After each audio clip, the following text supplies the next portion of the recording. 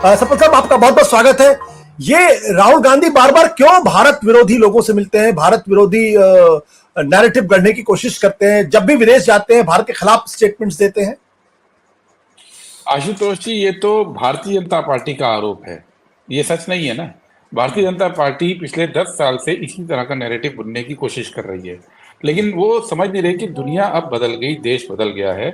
और ये जो भाषा बीजेपी लगातार बोल रही है, अब उसको सुनने वाले उनके केवल कुछ अंध समर्थकों के अलावा कोई बचा नहीं है देश के अंदर। राहुल गांधी ने बोला क्या?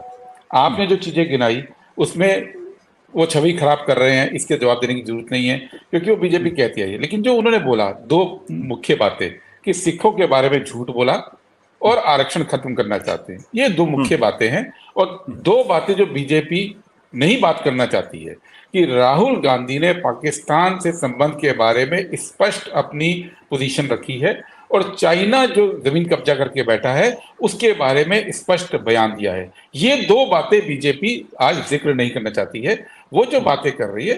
अब राहुल गांधी ने गलत क्या बोला? राहुल गांधी ने यही बोला कि अगर आरएसएस के प्रभुत्व का भारत बनता है तो अलग अलग धर्मों के लोगों को, जिसमें सिख धर्म के लोग भी हैं, उनको अपनी वेशभूषा का, अपने संस्कार का, अपने कल्चर का, संस्कृति का, भाषा का जो एक आज आजादी है उस पर खतरा उठेगा। अब सवाल ये है कि आरएसएस का हिंदुत्व का प्रोजेक्ट क्या है? आरएसएस का हिंदुत्व का प्रोजेक्ट तो यही है ना। आरएसएस तो कभी ये नहीं कहती है कि जब हिंदुत्व का, हिंदू राष्ट्र बनाने में सफल हो जाएंगे तब सभी धर्म बराबर होंगे, ऐसा तो आरएसएस भी नहीं कहती है। आरएसएस बेसिकली हिंदू धर्म को आगे रख के बाकियों को दोयम दर्जे पे रखना चाहती है।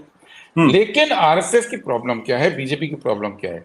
जो खूबी इस देश के अंदर कांग्रेस की लाई हुई है, जो पॉलिटिकल प्रोजेक्ट कांग्रेस ने इस देश को दिया है आजादी के बाद, जिसमें है कि धर्मनिरपेक्षता रहेगी, सबको आजादी रहेगी, उस खूबी को आरएसएस अपनाती भी है और अपनाकर अपने एजेंडे को लागू भी करना चाहती है। और राहुल गांधी लगातार इस बात को एक्सपोज कर रहे हैं। और आज जो आपने कहा कि जलजला आया हुआ है, एक भूकंप की स्थिति बनी हुई है, वो इसीलिए है कि राहुल गांधी लगातार एक्सपोज कर पा रहे हैं कि बीजेपी के पास कोई और एजेंडा नहीं है सिवाय सांप्रदायिक विवाद के, सिवाय सांप्रदायिक बंटवारे के।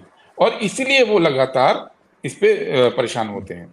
दूसरी बात जो कही, अगर आप कहें सपन साहब, मेरा सवाल यह है कि राहुल गांधी ने तो ये कहा है ना कि भारत में सिखों को पगड़ी नहीं पहनने दिया जाता, ऐसा तो है नहीं भारत के अंदर। नहीं, ये तो नहीं बोला उन्होंने।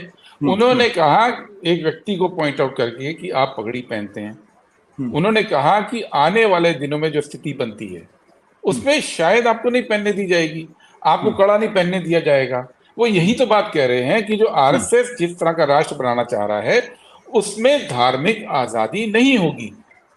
और इस बात को अगर आरएसएस का कोई प्रवक्ता, बीजेपी का कोई व्यक्ति आके आपके शो पे गारंटी दे दे कि जब हिंदुत्व का प्रोजेक्ट पूरा हो जाएगा तो उसमें सभी धर्म बराबर होंगे और सभी को बराबर की आजादी होगी अपनी परंपरा, अपनी संस्कृति, अपने विश्वास, अपनी वेशभूषा को लागू करने पे, तो हम मान लेंगे कि आरएसएस की बात सही है। पर ये तो कोई आरएसएस वाला कभी कहता नहीं ना। ये तो राहुल गांधी उसी को एक्सपोज कर रहे हैं जी। बट सपन साहब, पिछले 10 साल से भारतीय जनता पार्टी की सरकार है, लगातार तीसरी बार अब सरकार बन गई है, अभी भी बहुमत एनडीए के पास है। क्या आप कह सकते हैं कि सिखों को पगड़ी नहीं पहनने दी जा रही है, उनका कड़ा नहीं पहनने दिया जा रहा? फैक्चुअली तो एक इनकरेक्ट स्टेटमेंट है ना। नहीं, देखिए, आरएसएस का जो आज रास्ता है आशुतोष जी, उनका प्रोजेक्ट पूरा नहीं हुआ है। आज तो वो उस रास्ते पे है कि लोकतांत्रिक प्रक्रिया से सत्ता में आकर वो केवल एक पार्टी की सत्ता स्टैब्लिश करना। हिंदू राष्ट्र में लोकतंत्र की परिकल्पना नहीं है। आप जितना भी आरएसएस का लिटरेचर पढ़ लीजिए, वो परिकल्पना नहीं है। वो केवल लोकतंत्र के रास्ते उस स्थिति में आना चाहते हैं कि भारत को अपने प्रोजेक्ट के हिसाब से, अपनी विचारधारा के हिसाब से हिंदू राष्ट्र बना सके। इसी तरह से वो क्या करते हैं कि हर जगह अलग अलग समुदायों का साथ लेते हैं।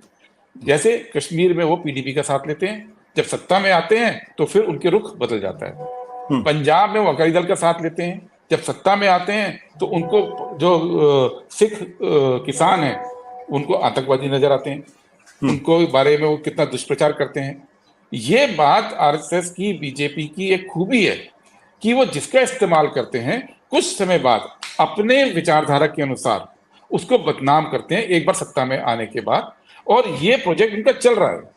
आज की तारीख में जिस दिन उनको ये होगा कि इस देश पे पूर्ण कब्जा हो गया, अगर 400 सीट आ गई होती उनकी, तो आप ये भी देखते कि इस देश के अंदर जो स्थिति आती वो नहीं होती जो आज हम देख रहे हैं। ये तो देश की जनता ने इसको रोक दिया, उनका जो विजय रथ चल रहा था उसको रोक दिया है। और इसमें राहुल गांधी एक सबसे बड़ा फैक्टर है, क्योंकि राहुल गांधी वो व्यक्ति हैं जो सबसे पहले खुलकर इस देश में स्टैंड लिए कि ये विचारधारा गलत है और इस विचारधारा का जो भारत बनेगा वो गलत है, और देश की जनता ने साथ दिया है। तो इसलिए जो आप बात कह रहे हैं कि आरएसएस ने जो कर दिया वो अभी पूरा नहीं है।